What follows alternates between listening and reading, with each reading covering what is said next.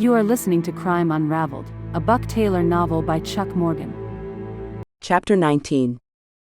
Gabriella parked next to the massive 10-foot-tall doors with a relief carving showing mountains, elk and bears. The doors alone cost more than most people's houses. The mansion was enormous and had been designed by the same architect who designed the office building. It was a monument to wealth and prosperity, made of glass and steel, with massive rock walls that seemed to rise out of the surrounding landscape to blend into the red and tan rocks of the high desert. From the back, Ramon could monitor his herds of cattle and horses, and from the front, he had a beautiful view of the snow-capped mountains and ski slopes in the Eagle Valley.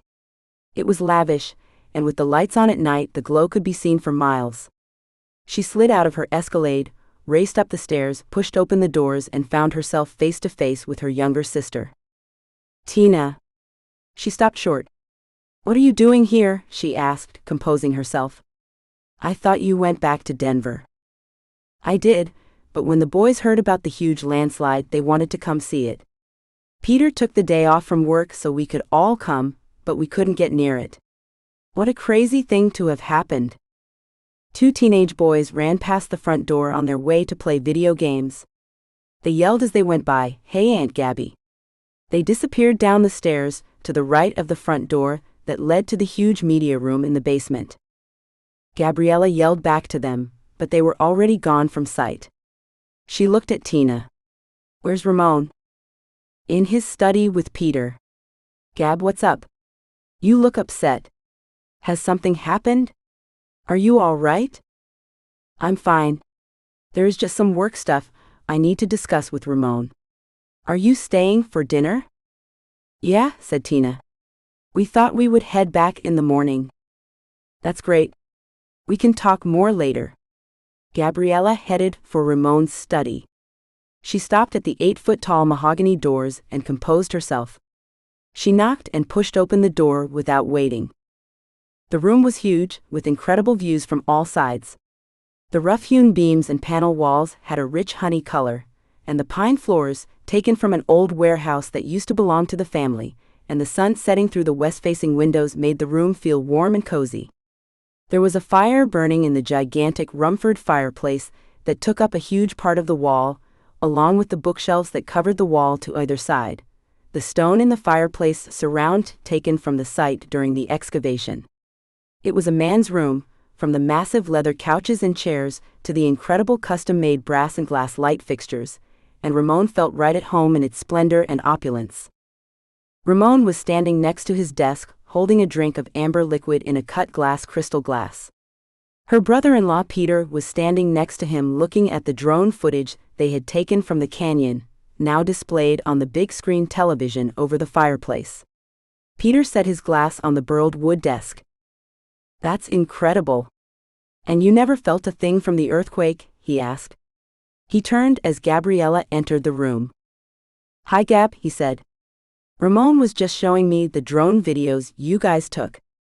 I can't believe with all that damage, you guys didn't feel it or hear it. Amazing." "Yeah," she said. "Amazing. Peter, can you give us a minute? I need to talk to Ramon about something." "No problem." "I was heading for the basement to play video games with the boys."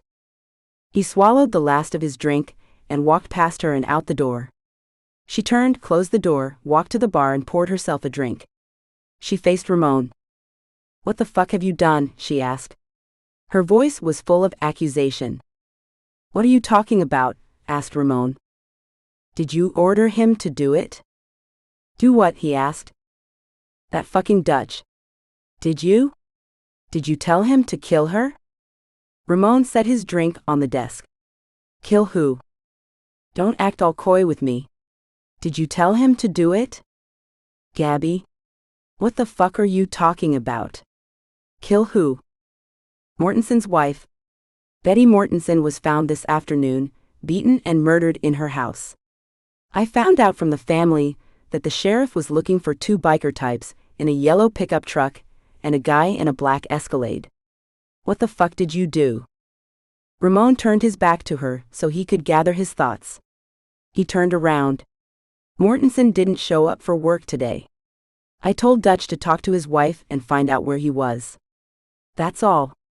She's dead? Yeah, and with finding the body of Woodman, that fucking psycho has put us right in their crosshairs.